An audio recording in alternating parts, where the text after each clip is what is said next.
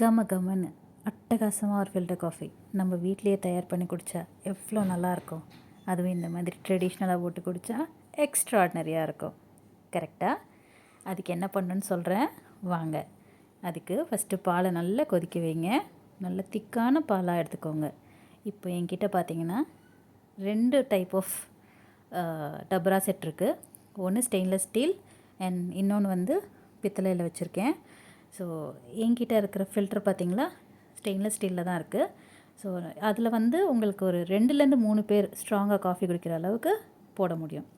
So அதுக்கு என்ன பண்ணோன்னா அந்த ஃபில்டர் காஃபி மேக்கரில் ஒரு 3 ஸ்பூன் ஃபில்டர் காஃபி பவுடர் போட்டு, ஸோ ரொம்ப ப்ரெஸ் பண்ணாதீங்க, சும்மா மேலாக்க வச்சுட்டு 3 ஸ்பூன் போட்டுட்டு அந்த ஸ்ட்ரெயினரை மேலே வச்சுட்டு அது மேலே 1 ஸ்பூன் பவுடர் போட்டு அது கூடவே லைட்டாக கொஞ்சம் சர்க்கரை, அது கூட ரொம்ப கொதிக்க வைக்காத, கொஞ்சம் சூடாக இருக்கணும் ஆனால் ரொம்ப கொதிக்கக்கூடாது. அந்த மாதிரி சூடான மிதமான சூடுன்னு சொல்ல முடியாது, ரொம்ப கொதிக்கிற சூடும் கிடையாது.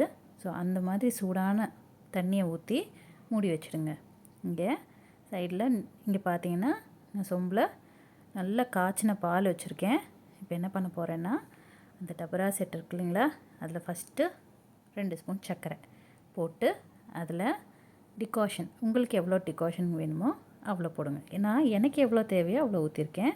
ஸோ அது மேலே சூடான பால் போட்டு அந்த டபரா செட்டு வச்சு ஆற்றும்போது என்ன அழகு! ட்ரெடிஷன் தானே, எவ்வளோ அழகாக இருக்குது பாருங்களேன், எவ்வளோ ஒரு மனசுக்கு சந்தோஷமாக இருக்குது. ஸோ அது கூட இன்னும் கொஞ்சம் அழகேற்றுறதுக்கு அந்த நிறைய கொஞ்சம் போட்டு அது மேலேயே கொஞ்சம் மறுபடியும் அந்த டிகாஷன் ஊற்றி 2 பட்டர் பிஸ்கெட் வச்சுட்டு இந்த மாதிரி காலையில் ஒரு 2 பட்டர் பிஸ்கெட்டு ஒரு காஃபி குடித்தா அந்த நாளே சுகமாக இருக்கும் இல்லைங்களா? பார்க்குறதுக்கே எவ்வளோ சூப்பராக இல்லை? ஒரு முறை ட்ரை பண்ணி பாருங்களேன். ட்ரை பண்ணி பார்த்து எப்படி இருக்குன்னு எனக்கு சொல்லுங்கள்.